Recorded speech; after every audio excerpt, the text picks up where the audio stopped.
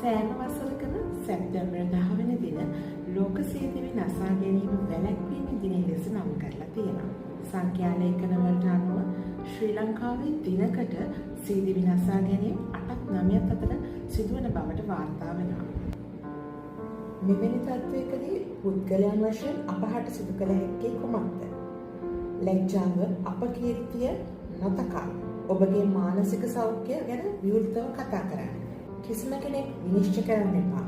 ඔවුන්ට කරුණාවන්තව ඇහුම්කන් දෙන්න. මනෝ සෞඛ්‍ය ගැටලුවක් ඔබට තිබේ නම් ඒ ඔබේ දුර්වලතාවයක් නෙවෙයි. උදව් අවශ්‍ය නම් කවදාවත් උදව් වෙනන්න පසුබට එපා.